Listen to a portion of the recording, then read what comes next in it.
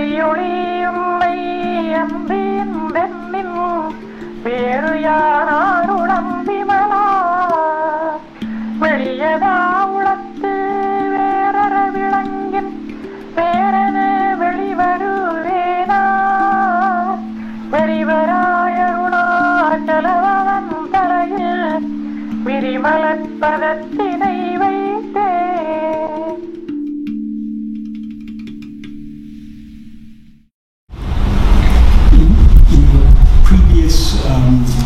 Six videos in this series, I talked about each of the first 6 verses of Arunachala Padigam, and this time I'm going to be talking about the 7th verse. Out of the 11 verses in Arunachala Padigam, 8 of them are prayers. In the first verse, Bhagavan prayed to see Arunachala as he actually is. But in order to see Arunachala as he really is, Arunachala means our own self. In order to see ourselves as we actually are, we need to have true love. So the second verse is a prayer for true love for Arunachala. But our love can never be perfect so long as there's any separation, so long as we are separate so long as we raise his ego and thereby separate ourselves from our real nature, which is what Bhagavan refers to here as Arunachala. Our love will always be imperfect. So in order to get perfect love, the ego has to be killed entirely. And the killing of the ego and the seeing of Arunachala as it actually is are one and the same thing. So in the third verse, Bhagavan prays to Arunachala to complete the task of killing him. In the fourth verse is just a verse of praise and wonder. The fifth verse, he prays to Arunachala to end his weariness, that is the weariness of separation. In the sixth verse, which I talked about last time, his prayer is pleading with Arunachala to enable him to drink the honey of pure awareness. So all these are, in effect, they're the same thing: the annihilation of the ego, drinking the honey of pure awareness, seeing Arunachala as he really is, having true love for Arunachala, all are one and the same thing. In this 7th verse, he prays to crush the rising of ego. In the 8th verse, he prays again to Arunachala to complete the task of killing him, because he's taking the bhava of a devotee who is so close but still hasn't surrendered completely. The ego hasn't been completely annihilated, so he's again praying to complete that task as he did in verse 3. And in verse 9 it's a prayer to enable him to surrender completely.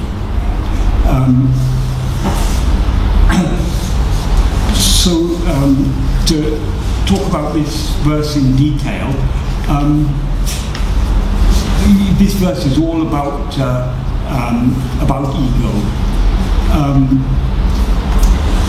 In the first sentence, 2 words that he uses are Buddha and Bodhika.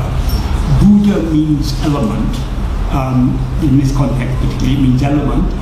That's each of the 5 elements: the space, air, fire, water, and earth, which he enumerates here. And Bodhika is everything that's formed of these 5 elements. So all phenomena are formed of, according to that conception of the 5 elements that form all phenomena. They're all phenomena. So Bodhika means all that is formed from these elements. In other words, all phenomena. So what he says in this sentence is veḷivaḻi tīnīr. Veļi is space, vaļi is air, T is fire, nīr is water, man is earth. So he's referring to the 5 elements there. Veļivaļi tīnīr. And then he says pala vuyirā virivuṟu. That means which expands all the as all the many living beings. Buddha Bodhika, that's the Buddha, the elements, and the Bodhika. So Buddha is referring to those five that he enumerated earlier. Bodhika is all the phenomena that expand as these,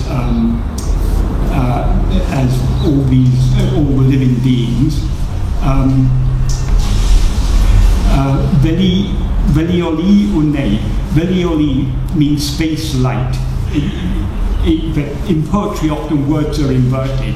It means oli veļi, that is the space of light, and light here implies the light of pure awareness, which is described as space because it's devoid of any content or objects of awareness. That is, mind is an awareness that is aware of things, so it's full of contents. All these phenomena are the contents of the mind. Pure awareness is devoid of any phenomena, like the pure awareness we experience in sleep. In sleep we are aware, but we're not aware of any phenomena. So that is pure awareness. That is our real nature.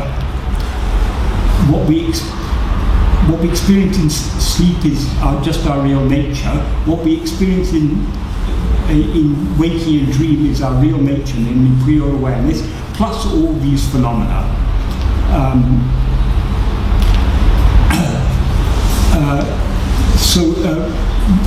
Veḷiyoļi yuṇṉai, that is you, the space of light, the space of light of awareness, that is. Andri. Andri is an important word. I'll explain it afterwards, after completing the sentence. Andri, ṇāruḻaṉ. That is, all of that forms one conditional clause.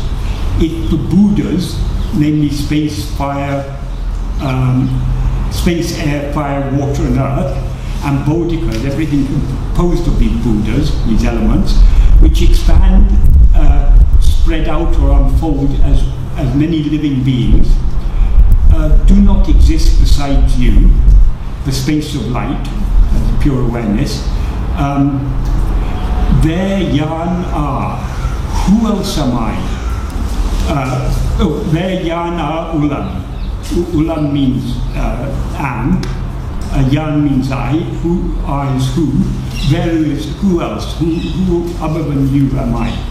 In other words, Bhagavan is questioning if all these elements and the phenomena that they and living beings that they become, that they manifest as, do not exist besides you. The word he uses for besides is andri. Andri is there's no exact equivalent in English of andri. We can translate it as except, besides, unless, but for, other than, depending on the context.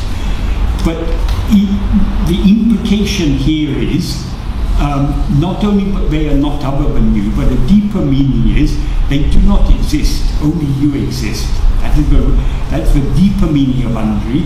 But at a slightly more superficial level, we can take to mean they're nothing other than you. It's you alone who manifests as all these elements and the phenomena composed of these elements. So if all these are nothing other than you, who else am I? In other words, I am nothing other than you. But in the next sentence he says, vimalā, veḷiyadā yuļattu, vēṟaṟa viḻaṅgiṉ, vēṟeṉa, veḷivaru vēṉār. Vimalā is what is, mala means blemish or impurity. Vimalā means what is blemishless, what is immaculate. Vimalā, with the long, lengthened final vowel, is a vocative case form. So he's addressing Arunachala as O blemishless, the blemishless one. O blemishless, if you shine without another in the heart, as that space, meaning the space of pure awareness, who am I to come out as if another? So in the first sentence he's asking, who am I other than you?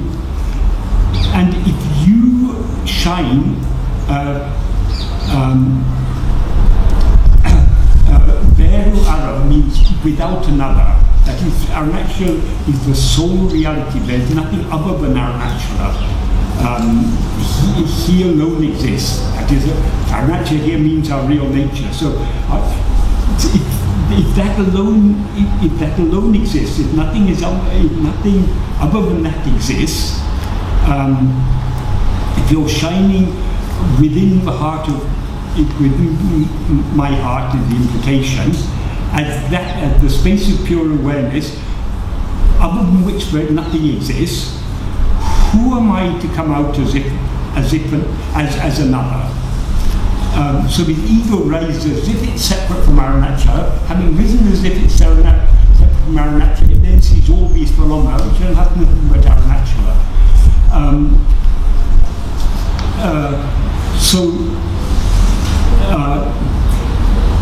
Indirectly, Bhagavan is pointing to the unreality of all these, of both the ego and all the phenomena perceived by it. Because if Arunachala exists shines without another, exists without another, how can anything else exist? So what is this? Who is this ego who comes out as if another? What else is he but you? Is the implication. Then in the final sentence, this is where the prayer comes. He begins the final sentence with veḷivaru, means come out. That means manifest, shine forth. Implication is to shine forth from within. Veḷivaru Arunachala. Arunachala, come out. ṛalaiyil, virimala padattiṉai veļiyadā. Placing your vast lotus feet on his head. That means on the head of the ego, on the head of this false I that rises as if other than you. This has come out as if other than you. Now you have to come out and place your feet on his head. To crush the ego is the implication. So when ego rises, ego is nothing but a false awareness of ourselves, an awareness of ourselves as something other than what we actually are. Now we experience ourselves as I am this body, I am this person, Michael or whoever. This is not, this is a false awareness, because the person that we now seem to be, the body that we now seem to be, is something that appears and disappears. It appears in the waking state. It doesn't appear either in dream or in sleep. In dream, some other body appears and seems to be ourselves. In sleep, there's no body at all. So we alone exist in sleep. So we cannot be anybody, but since we're always aware of ourselves, we cannot be anything that we are not always aware of. Since we're not always aware of this body cannot be what we actually are. So this ego is a false awareness of ourselves, a mistaken awareness of ourselves. So when we rise as ego, we thereby seemingly conceal our real nature, which is what Bhagavan refers to as Arunachala. So in order to crush this ego, our real nature has to, metaphorically speaking, come out. It has to shine forth. What Bhagavan implies here, when we know ourselves as we actually are, that is the crushing of ego. Because ego is a false awareness of ourselves. Just like, for example, if we mistake a rope to be a snake, the snake seems to be real, seems to exist there, until we see the rope as it actually is. When we actually see that it's a rope, the snake is thereby crushed, destroyed.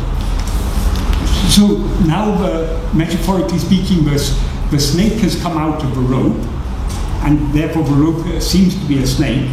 So the snake is concealing the rope. In order to destroy the snake, the rope has to come out, the rope has to manifest, the rope has to shine forth, has to be seen clearly.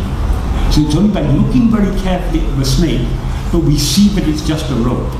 Likewise, It's only by looking at ourselves very carefully that our real nature will shine forth. That's Arunachala coming out, and that is what he refers to here as, metaphorically, as your vast lotus feet, placing your vast lotus feet on his head.